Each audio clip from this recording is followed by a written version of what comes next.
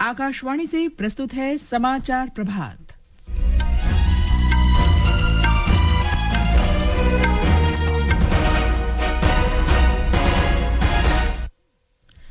भारत ने अगले 5 वर्ष में भूटान को 10,000 करोड़ रुपए की वित्तीय सहायता देने की घोषणा की। दोनों देश राष्ट्रीय हितों से जुड़े मुद्दों पर सहयोग करने पर सहमत हुए। केंद्रीय माध्यमिक शिक्षा बोर्ड सीबीएसई ने कदाचार में लिप्त 20 स्कूलों की मान्यता रद्द कर दी। रूस में मॉस्को के पास कॉन्सर्ट हॉल में बंदूकधारियों की गोलीबारी में कम से कम 60 लोगों की मौत और 100 से अधिक घायल। आईएसआईएस ने हमले की जिम्मेदारी ली। बैडमिंटन में किदाम्बी श्रीकांत ने बेसल में स्विस ओपन टूर्नामेंट में पुरुष सिंगल्स सेमीफाइनल में प्रवेश किया और चेन्नई में आईपीएल क्रिकेट के पहले मैच में चेन्नई सुपर किंग्स ने रॉयल चैलेंजर्स बैंगलोर को 6 विकेट से हराया।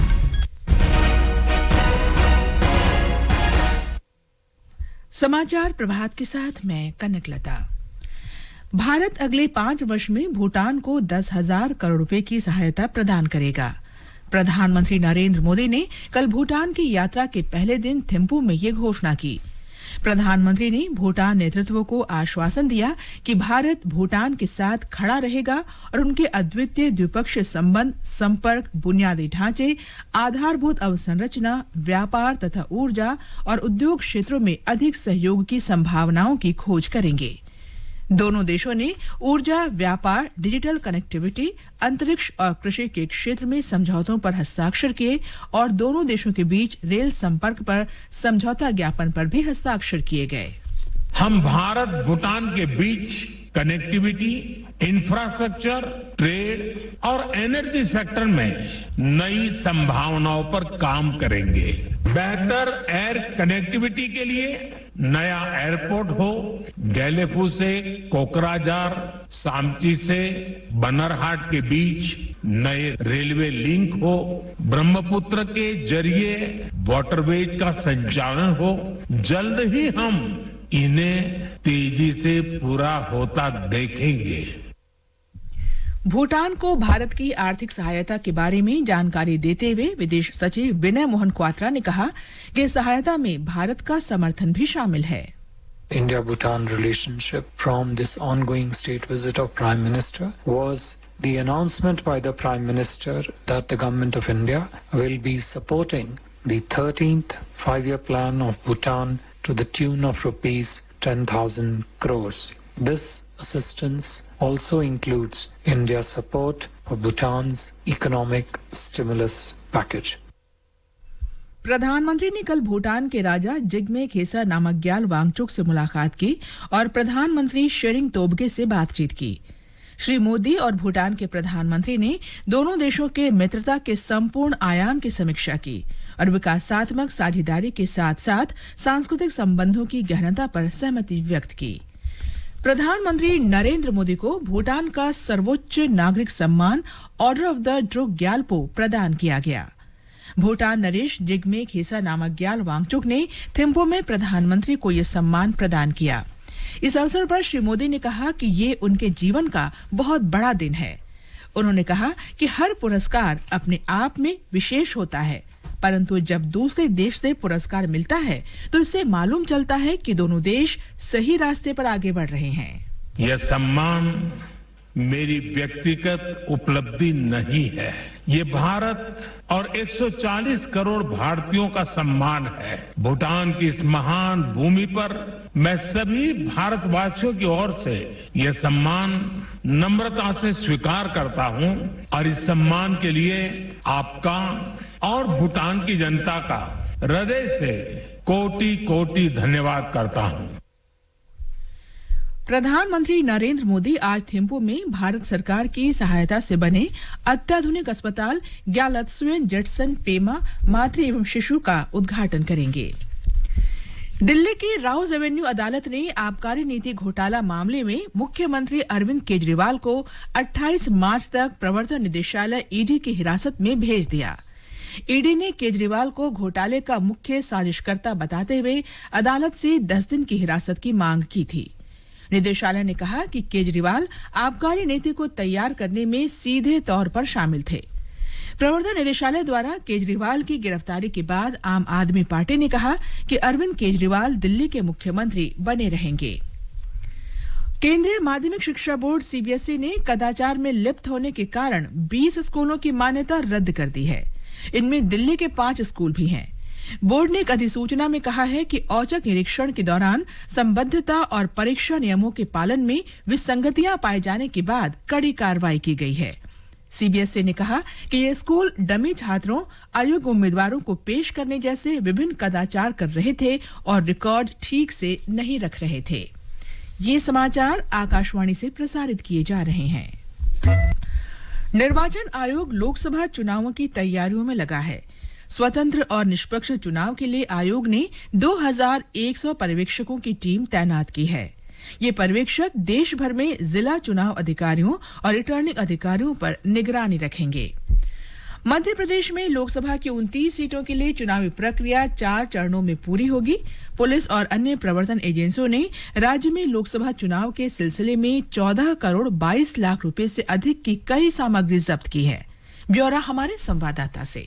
मध्य प्रदेश में 3,500 से ज्यादा मतदान केंद्रों पर महिला मतदान कर्मियों द्वारा वोटिंग कराई जाएगी। मुख्य निर्वाचन पदाधिकारी अनुपम राजन ने बताया कि इन मतदान केंद्रों पर तैनात पूरा मतदान दल महिलाओं का ही होगा। लोकसभा निर्वाचन के दौरान हम लोगों ने टारगेट किया है कि 3,500 मतदान केंद्र हम महिलाओं के द्वारा संचालित, सोचा अधिक से अधिक प्रयास ये होगा कि और भी बढ़ाएं। इसी तरह से 250 मतदान केंद्र दिव्यांग साथियों के द्वारा संचालित हों। लोकसभा निर्वाचन में लगभग 5-5.5 लाख कर्मचारी हमारे लगेंगे। मध्य प्रदेश में लोकसभा की 29 सीटों के लिए 4 चरणों में चुनाव प्रक्रिया संपन्न होगी। पहले चरण के लिए मतदान 19 अप्रैल को, दूसरे चरण के लिए 26 अप्रैल, तीसरे चरण के लिए 7 मई और चौथे चरण के लिए मतदान प्रक्रिया 13 मई को संपन्न होगी। सभी चरणों की मतगणना के परिणाम एक साथ 4 जून को घोषित किए जाएंगे। मध्य प्रदेश के 5 करोड़ 63 लाख 60 हजार से ज्यादा मतदाता इन चुनाव में अपने मताधिकार का इस्तेमाल करेंगे। संजीव शर्मा, आकाशवाणी समाचार, भोपाल।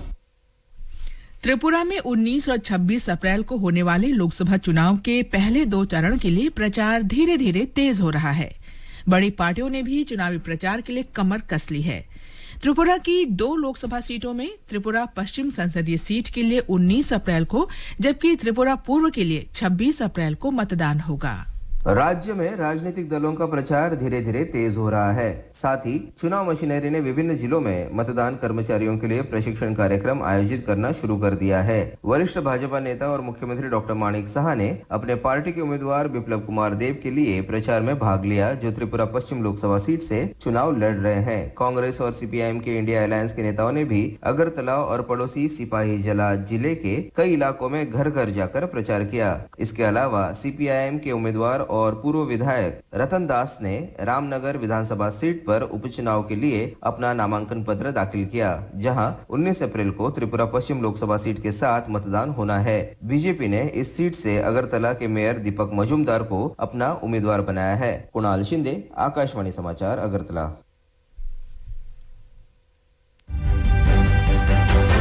लोक निर्णय 2024 आम चुनावों पर विशेष कार्यक्रम हर शाम 7 बजे से और पुनः प्रसारण रात 9:30 बजे से आकाशवाणी गोल्ड पर।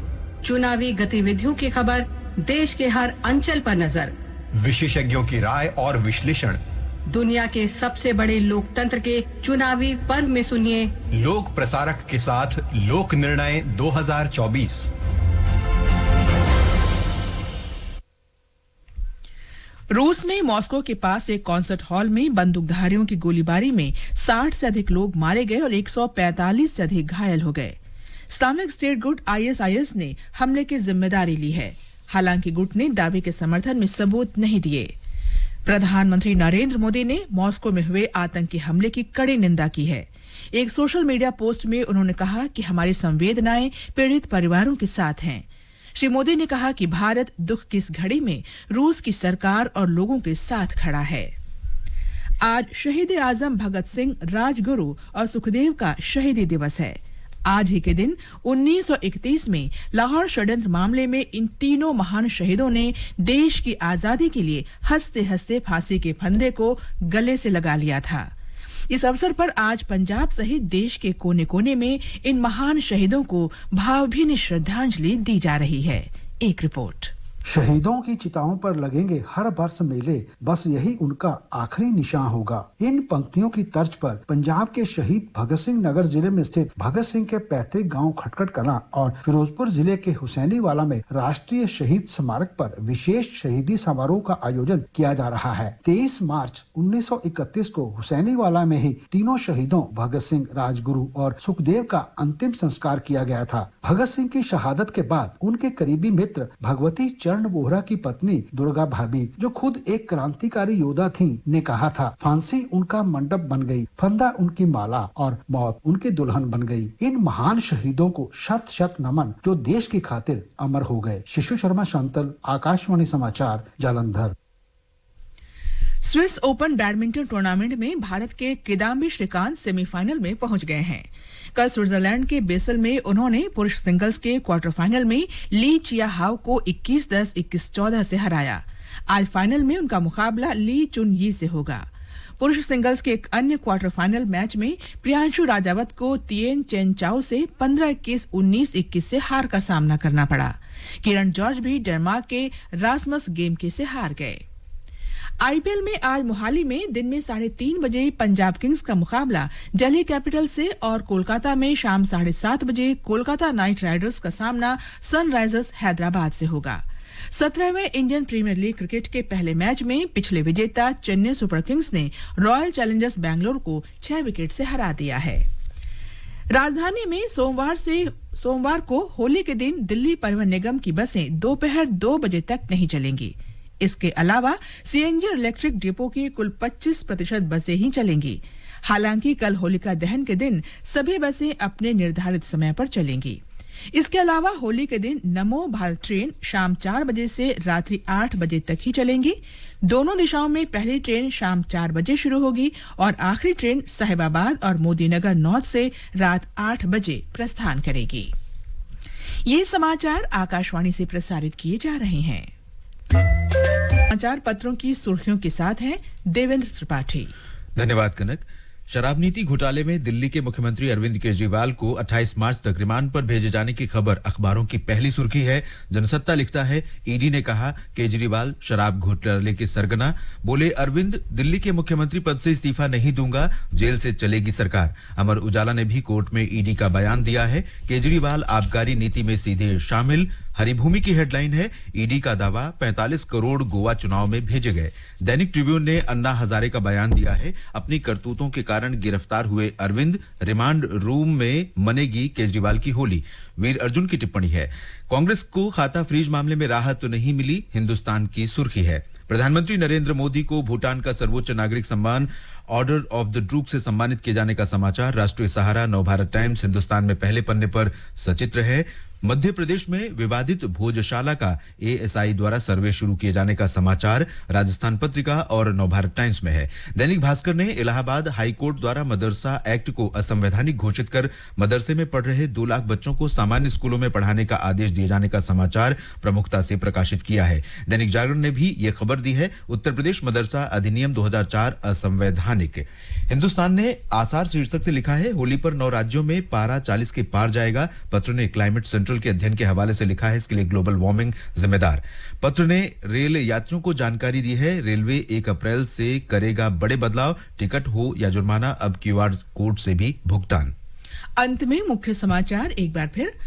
भारत ने अगले 5 वर्ष में भूटान को 10,000 करोड़ रुपए की वित्तीय सहायता देने की घोषणा की। दोनों देश राष्ट्रीय हितों से जुड़े मुद्दों पर सहयोग करने पर सहमत हुए। केंद्रीय माध्यमिक शिक्षा बोर्ड सीबीएसई ने कदाचार में लिप्त 20 स्कूलों की मान्यता रद्द की। रूस में मॉस्को के पास कॉन्सर्ट हॉल में बंदूकधारियों की गोलीबारी में कम से कम 60 लोगों की मौत और 100 से अधिक घायल। आईएसआईएस ने हमले की जिम्मेदारी ली, भारत ने इस हमले की निंदा की है। बैडमिंटन में किदाम्बी श्रीकांत ने बेसल में स्विस ओपन टूर्नामेंट में पुरुष सिंगल्स सेमीफाइनल में प्रवेश किया और चेन्नई में आईपीएल क्रिकेट के पहले मैच में चेन्नई सुपर किंग्स ने रॉयल चैलेंजर्स बैंगलोर को 6 विकेट से हराया। इसके साथ ही समाचार प्रभात का ये अंक समाप्त हुआ। नमस्कार।